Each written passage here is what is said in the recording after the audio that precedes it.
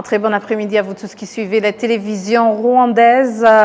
C'est toujours un plaisir de vous retrouver pour cette nouvelle édition et tout de suite, voici l'actualité. Le Rwanda et l'Allemagne ont signé un accord de financement d'un montant de 20,97 millions d'euros, soit plus de 30 milliards de francs rwandais. Les rescapés du génocide perpétré contre les Tutsis, en particulier dans le district de Nyanza, au sud du Rwanda, se félicitent de la réclusion criminelle à perpétuité prononcée contre Philippe Hategekimana à la cour d'assises de Paris. Et à l'international, depuis près de 20 mois, la guerre au Soudan a déclenché une catastrophe humanitaire de grande ampleur dans le pays qui touche principalement les femmes et les enfants. Restez avec moi, Michel Iladokunda. Je vous reviens tout de suite pour les détails de cette grande édition.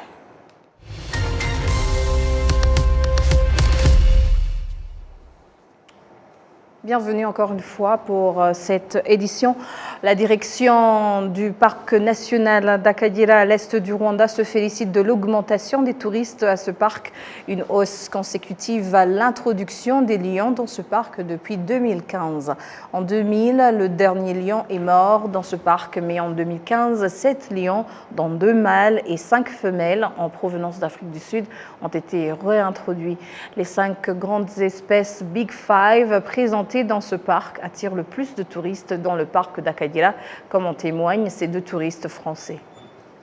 Bon, donc j'avais depuis toute petite envie de visiter le Rwanda. Voilà, vous savez, on a des rêves d'enfant, ça ne s'explique pas. Et donc là, on a décidé de le faire. Donc voilà, Kigali, le mémorial, le palais du roi, le musée ethnographique qui est merveilleux, avec une guide merveilleuse qui est très pleine d'enthousiasme, d'entrain, qui vous donne envie de connaître encore plus, en fait, en vous disant, quand on va rentrer, on va encore regarder. Alors, bien sûr, la forêt de Nyungwe, les chimpanzés, le lac de Kivu, alors les pêcheurs, ces pêcheurs qui chantent en partant et qui sifflent pour se donner du courage, on les admire parce qu'ils travaillent beaucoup pour quand même un résultat un peu modeste, mais ils sont très accueillants. Et donc, alors les gorilles, où c'est très très bien organisé, franchement, même si on a un peu d'appréhension, les guides, les porteurs, les trackers sont vraiment gentils, nous prennent par la main pour nous montrer les meilleurs endroits, les meilleures choses, avec vraiment beaucoup de gentillesse. C'est vraiment, on est porté par eux. Et moi, après l'Ouganda, c'était pas pareil. C'était bien, mais c'était pas pareil. Et donc ici aussi, ce très très beau parc, qui est vraiment magnifique, avec le safari des guides toujours. Et cette promenade quand même extraordinaire. Et alors, celui dont je voudrais parler, qui est quand même en grande partie aussi l'artisan de la réussite de ce si beau voyage, c'est notre guide, qui est un très bon chauffeur. Bon, ça c'est déjà un point très important. Alors même si le Rwanda, alors on a été surpris par la qualité des, je vais finir par le chauffeur, on a été surpris par la qualité des infrastructures, des routes, des gens très travailleurs. On a été vraiment admiratif de la capacité de travail de tous ces gens qu'on voit partout, avec des champs extrêmement bien tenus, des rues, des routes, des maisons très propres, même si elles sont modestes, les maisons. Et donc j'en reviens à notre chauffeur guide, qui, bien qu'il soit un bon chauffeur, où c'est très bien, là où il est extraordinaire, c'est qu'avec beaucoup de modestie, il fait tout pour pour nous apprendre, pour nous faire découvrir le pays. Il a réponse à tout. On lui pose des questions, il répond. Et alors franchement, j'ai envie de dire, ce sont un peu les hommes de l'ombre dont on ne parle pas beaucoup, les guides, mais ce sont quand même eux qui portent le pays. Et franchement, je voudrais qu'on leur rende un peu hommage, parce que Arthur, notre guide, est vraiment quelqu'un qui a participé pour beaucoup à la réussite de ce très beau voyage. Voilà. Revenu sur ce magnifique parc. Nous sommes là pour 2 jours. Ce matin, un grand safari. Nous avons eu la chance de voir pratiquement tous les animaux, sauf les lions. Mais on a vu les éléphants, les buffles, les girafes. C'était exceptionnel. Et puis cet après-midi, encore grand après-midi, grand moment, avec crocodiles, hippopotames, éléphants.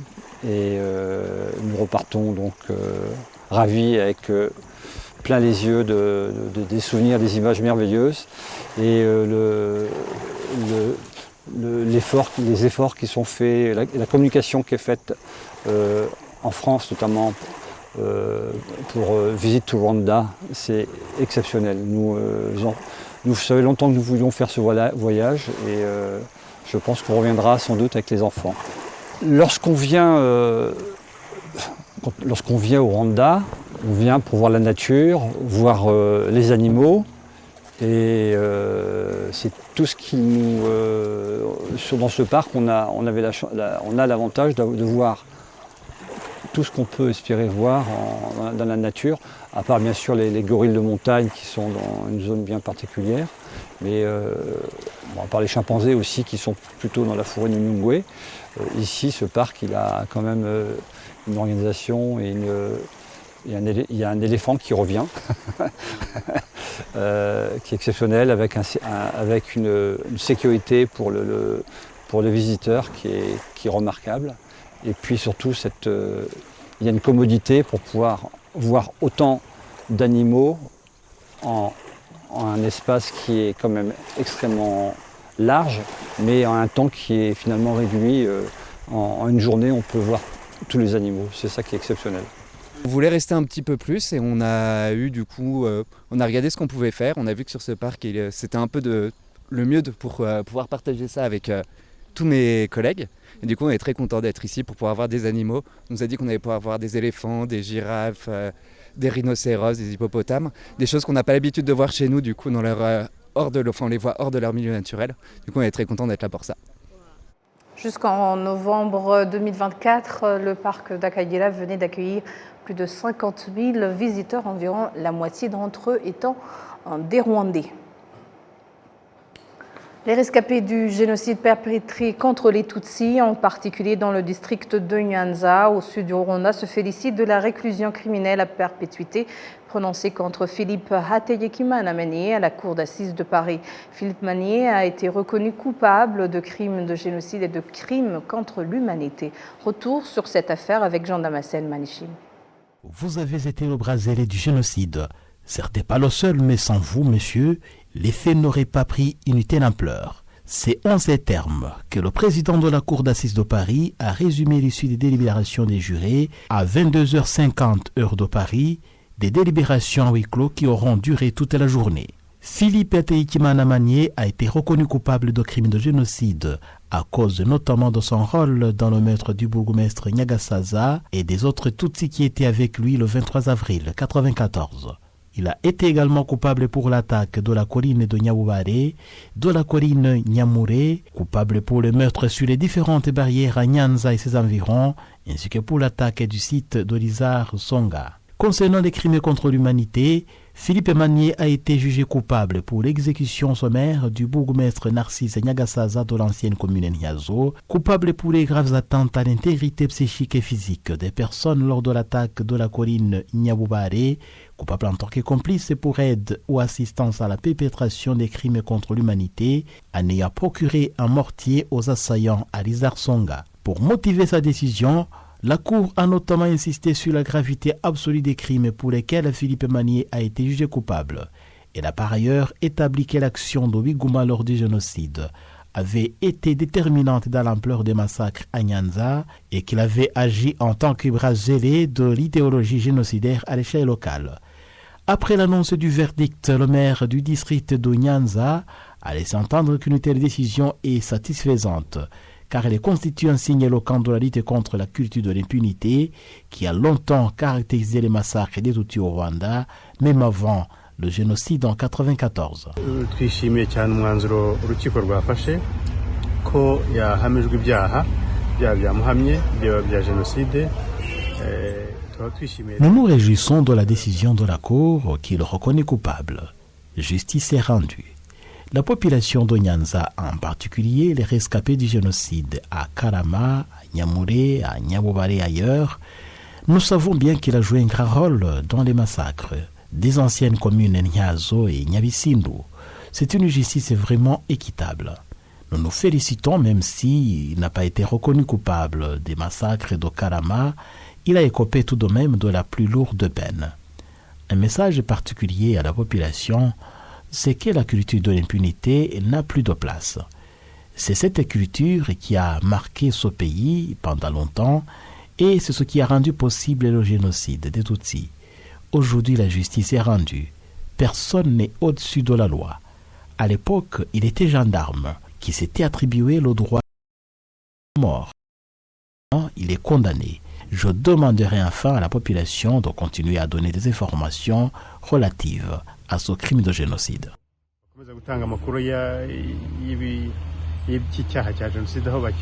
Bien qu'insatisfait du pas franchi dans la poursuite des génocidaires présumés, le président du collectif des partis civils pour le Rwanda, Alain Gauthier, qui a déposé plusieurs plaintes contre ces derniers, déplore tout de même la lenteur de la justice française dans la poursuite des Rwandais suspects de génocide des Tutsis au Rwanda, un avis partagé par Maître Domitil Fipar, qui intervenait comme partie civile dans cette affaire Philippe Hategekimana.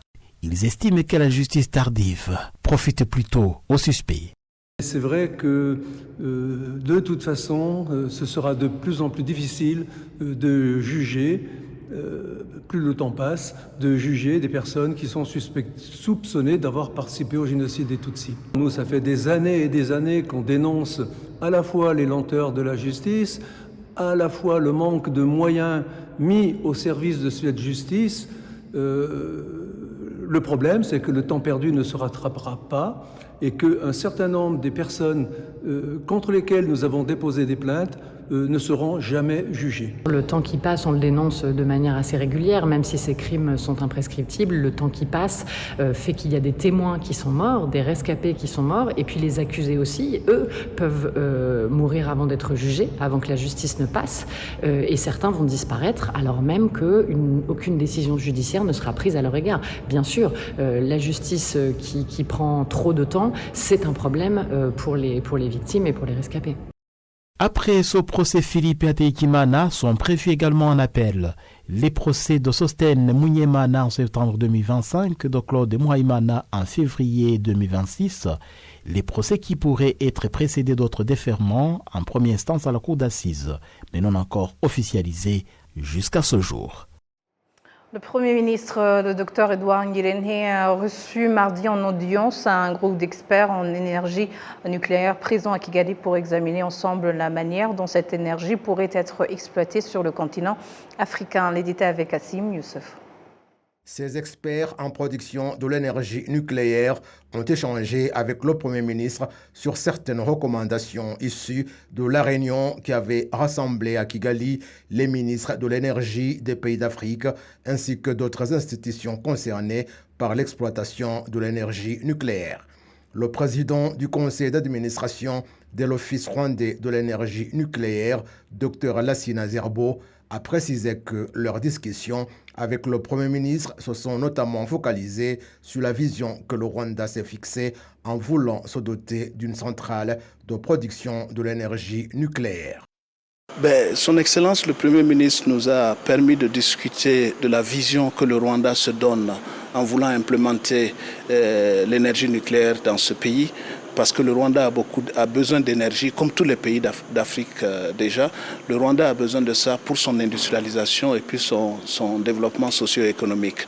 Et pour absorber toutes les industries qui veulent s'installer au Rwanda, parce que le cadre est adéquat, on a un leadership qui permet d'avoir la discipline nécessaire pour absorber l'énergie nucléaire, et ça c'est important. On a besoin de stabilité, on a besoin de discipline, et puis on a besoin aussi de l'accompagnement de la société civile. Donc la société civile nous permet de comprendre pourquoi l'énergie nucléaire peut être vue différemment que le contexte de l'armement. On a pu amener autour de la discussion d'autres partenaires africains pour partager donc nos connaissances, nous mettre au devant de ce qui peut être fait pour le continent et utiliser le Rwanda comme un programme pilote qui peut servir le reste du continent. Le Premier ministre, Dr Ngirente Edouard, a par ailleurs présenté à ce groupe d'experts en exploitation de l'énergie nucléaire les orientations de développement du pays ainsi que la manière dont l'utilisation de l'énergie nucléaire pourrait contribuer à atteindre ces objectifs.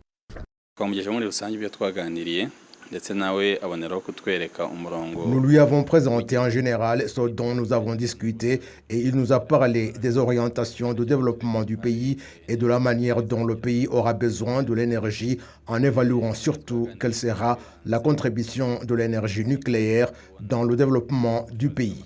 Nos discussions ont porté essentiellement sur comment trouver les moyens financiers permettant l'exploitation de l'énergie nucléaire en tant qu'Africains. Nous avons d'abord évalué les risques qui font que les sociétés financières ne financent pas les centres d'exploitation de l'énergie nucléaire et ce qu'en tant qu'Africains nous pouvons faire pour éliminer ces risques, surtout que l'énergie nucléaire est propre et non polluante et qu'à ce moment où nous sommes confrontés aux effets du changement climatique, elle nous aidera considérablement. Le ministre des Infrastructures, Dr Jimmy Gasore, revient également sur les raisons pour lesquelles le Rwanda met un accent particulier sur la recherche des solutions pour utiliser l'énergie nucléaire, notamment pour augmenter la production d'électricité. Turabizi ko tuzikeneye kubera ko mu myaka 25 iri imbere. Nous savons très bien que nous avons besoin de cette énergie parce que dans les 25 prochaines années, nous aurons besoin de l'énergie électrique 10 fois supérieure à celle que nous avons actuellement. Nous sommes conscients des rivières que nous avons et nous savons que nous n'avons non plus assez de sources de production d'électricité et nous admettons que c'est l'énergie nucléaire qui va nous aider à atteindre dans l'avenir l'autosuffisance en matière de l'énergie. Pour le citoyen lambda, c'est quelque chose de dangereux parce qu'il y a de l'énergie ainsi nommée dont on se sert dans la guerre. Mais si l'on considère les pays avancés, on trouve qu'ils se sont développés parce qu'ils disposent de l'énergie nucléaire et c'est cette direction que nous voulons entreprendre. Ce développement qui passe par l'électricité favorise l'éclosion des industries qui génèrent aussi de l'emploi. Cette énergie intervient également dans le traitement des cancers. Et vous savez que nous avons à Kanombe un centre qui traite les cancers à l'aide de l'énergie nucléaire. Elle intervient également dans le stockage des produits agricoles en vue de l'exportation. Et surtout, l'on a besoin d'assez d'énergie pour développer le pays. Hari ibindi biza bishamikiyeho ariko icyambere no kubona ingufu zihagije zo guteza imbere igihugu. Le Rwanda prévoit de commencer à utiliser l'énergie nucléaire dans les 10 prochaines années, tant pour la production d'électricité que pour d'autres applications, et suivra après la construction d'un centre de recherche sur l'utilisation de cette énergie. Une étude menée par le ministère de l'Agriculture et des Ressources animales a révélé que le pommier pourrait bien pousser au Rwanda. L'un des premiers à avoir commencé à cultiver des pommes indique qu'un arbre peut produire jusqu'à 150 pommes, pouvant générer 80 000 francs rwandais. Les détails avec Assem Youssef. Dans la cellule de Kyanya, secteur de Kigabiro, district de Rwamagana, c'est là où Ngabonziza Ali, ingénieur agronome, a planté des pommes. C'est une culture en laquelle il a investi un peu partout dans le pays, où il a planté des pommes sur plus de 20 hectares avec entre 600 et 800 arbres par hectare. Et lorsque ces arbres commencent à produire, il récolte au moins 2 fois par an. De plus, ces arbres ne vieillissent pas rapidement. Ali Ngabonziza explique que lorsque le pommier arrive à maturité, la production obtenue prouve que cette culture s'épanouit bien dans le sol rwandais, ajoutant qu'il produit également jusqu'à 20 000 semences de pommes par an. J'ai fait cette recherche pour promouvoir les cultures de plantes fruitiers en provenance de l'étranger, comme les pommiers, les figuiers, les chérimoriers et même les pêches. Et d'autres cultures qui sont en voie de disparition, comme les chérimoriers. Après avoir fait les recherches approfondies pour cette agriculture-là, j'ai pu commencer à préparer les semis de toutes ces plantes que je vous ai dit. Et puis j'ai fait l'initiative pour les cultivateurs pour les montrer comment on peut eux-mêmes, ils peuvent produire ces semis et faire cette plantation-là et faire la poursuite pour que cette plantation puisse atteindre à n'importe qui, pour les Rwandais et d'autres non-Rwandais se trouvant ici, même ailleurs à l'étranger, pour réduire, pour diminuer l'importation de ces fruits, pour que nous-mêmes les Rwandais, nous puissions consommer ces fruits et exporter aussi ces fruits. Ce sont les bons fruits. Les pommiers portent des saisons et donc on peut récolter 300 fruits par an. Si on achète par exemple aux acheteurs un fruit, on peut l'acheter à peu près à 400.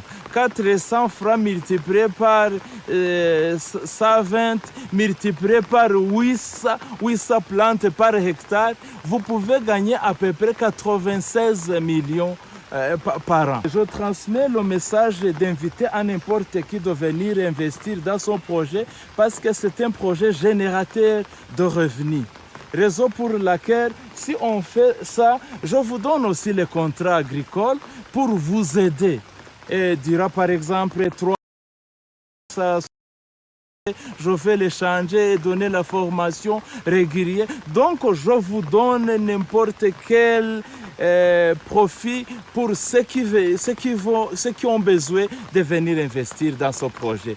Et faire aussi l'étude approfondie pour leur propre sort, pour voir si ça peut y avoir l'adaptation de ces plantations.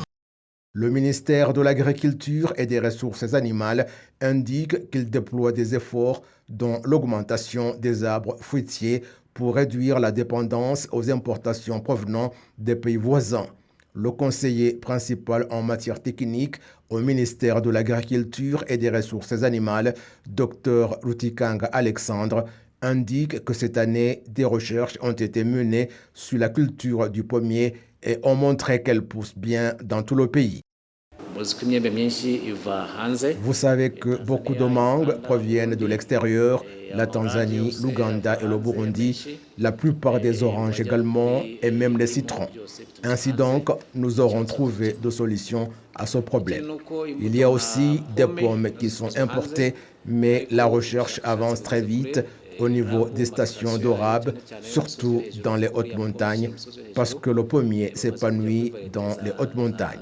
Et chez Nyirangarama notamment, les essais sont en cours. Le pommier est également placé dans les 5 arbres fruitiers pour chaque ménage et d'autres espaces où nous voudrions réaliser une sensibilisation afin que la population puisse adopter la culture d'arbres fruitiers, consommer les fruits et pour qu'ils puissent être abondants partout dans le pays. Le ministère de l'Agriculture et des Ressources animales prévoit de planter 6,8 millions d'arbres fruitiers au cours des 5 prochaines années. Chaque ménage est encouragé à planter au moins 5 arbres et d'autres seront également plantés dans les écoles.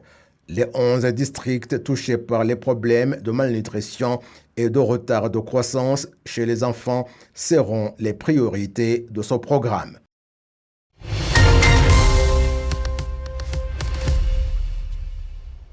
Place maintenant au tour du web avec notre consoeur Amandine Ndikumasawa. Amandine, bonjour. Bonjour Michel. Quelle est l'actualité aujourd'hui sur les réseaux? Sur les réseaux, je vais parler de 2 parties, nationales et internationales. Ici, nationale tout d'abord, qui est en même temps internationale. Donc après 6 semaines et demie de procès en appel, après, donc, comme notre confrère Jean Damascène nous en avait parlé tout à l'heure, donc les réactions après que Wiguma a été condamné, il y avait vraiment 2 sortes. Une partie qui est vraiment exprimée la joie de voir que les victimes puissent être contents que justice soit faite, mais d'un autre côté, les commentaires sur les réseaux sociaux, c'est le regret de voir que même 30 ans après, il y a des gens qui puissent nier le génocide, et aussi la réaction de Wiguma, le président de la Cour d'assises de Paris, a dit, je cite, « Vous restez une énigme pour nous », donc en s'adressant à Philippe Magnier, tu sais que c'est comme ça qu'il s'appelle depuis qu'il a été en asile, « Vous n'avez pas montré de regret, pas de déni, pas d'introspection. Donc vous n'êtes que présenté comme la victime d'un complot. Ça a montré que son comportement tout au long du procès, il ne regrette rien. Donc c'est quelque chose de très important de voir que tout ce qui se passe sur les réseaux sociaux, il faut voir, il faut lire, il faut se documenter et raconter notre propre histoire et refuser que quelqu'un, qui que ce soit, puisse la distorquer. Aussi, un côté positif, en parlant d'Amavubi, ils sont prêts, ils se disent prêts pour partir. Donc demain, ils partiront, l'équipe nationale partiront donc, pour les matchs au Soudan. Et d'un autre côté, il y a sur l'espace, sur Twitter, célébration, donc collaboration de plusieurs institutions qui sont en train de tout faire pour lutter contre donc, les drogues, tout ce qui peut impacter négativement la santé mentale des jeunes. Ici, il y a un espace comme on en a parlé, donc devoir d'expérience pour analyser l'impact de l'abus de l'alcool et de drogue sur la santé mentale des jeunes. Et à l'international, on va passer à Céline Dion. Céline Dion, ce mercredi 18 décembre, donc célèbre, prend opportunité, ça fait 30 ans qu'elle avait été mariée, malheureusement son mari est mort, mais aujourd'hui elle a présenté un message sur son Instagram, il a dit, je cite, donc elle a adressé un hommage via les réseaux sociaux, elle aurait dû célébrer leur 30e anniversaire de mariage, et aujourd'hui elle a eu une pensée toute particulière pour René, son mari. La chanteuse a adressé un tendre donc, message. Michel, dans tout le parcours de Céline Dion, qu'est-ce qui t'a frappé? Je crois que ces tubes, ces chansons, ce sont des chansons, je dirais, qui ne vieillissent pas, que toujours on écoute et qui nous rappellent notre temps d'enfance, mais aussi pour ceux qui sont jeunes, ils parviennent aussi à se voir à travers ces chansons. Donc, elle reste une chanteuse qui va avec le temps et qui est toujours connue comme avant. Je me rappelle ton commentaire au début des Jeux Olympiques récentes. Donc, ça nous a impressionné comment elle a eu courage. Et tout le monde, personne vraiment ne pensait qu'elle allait y arriver. Mais moi, ce qui me frappe fort, c'est la vulnérabilité sur les réseaux sociaux. Elle en parle bien. Elle parle de sa maladie, elle parle de son parcours et elle dit qu'elle sait qu'elle va y arriver. Donc, c'est ça, en fait, le courage et l'authenticité. Ouais. Et en parlant de son défunt mari, donc il a vraiment eu une place importante dans sa vie depuis sa jeunesse. Je dirais que c'est une personne qui a fait une partie intégrante de sa vie, quoi. Ouais, et on voit de son côté que c'est comme s'ils étaient toujours ensemble. Elle ne considère pas que son mari est mort. Elle est toujours reconnaissante et aussi, c'est pour cela, je suis sûre, c'est la raison pour laquelle elle célèbre aujourd'hui aussi l'amour qu'ils ont vécu ensemble. Alors, John Legend à Kigali et Lagos. Michel, l'année prochaine pour Move Africa. Pour terminer, John Legend, je crois qu'il est très attendu. Ce sera en février de l'année prochaine. Quelle est la chanson que tu aimes de lui plus? Tonight. All of Me. Il y en a exactement, j'allais dire All of Me. Voilà, c'est par ici qu'on termine. Mais avant de terminer, j'aimerais te parler de la tendance virale sur TikTok qui a envahi le monde du showbiz. Comment des stars comme Paltrow a pu recréer le Suspect Challenge avec des résultats très variés. Quel est le challenge, je dirais le défi sur TikTok qui a paru pour toi quelque chose de très difficile? Ah ben moi je ne suis pas sur TikTok, donc mais je connais le challenge, la Suspect Challenge. Il est même très connu sur Instagram. Ouais. Voilà. Ouais. Merci en tout cas. Je vais te donner un défi, mais ça sera pour la prochaine fois. Pour la prochaine fois, c'est sûr. Merci en tout cas, Amandine, de nous avoir éclairé sur ce qui se passe sur les réseaux. Merci. Et c'est sur ces tendres mots que nous clôturons cette édition. Merci de l'avoir suivi au nom de toute l'équipe qui a contribué. Je vous souhaite une excellente soirée à tous.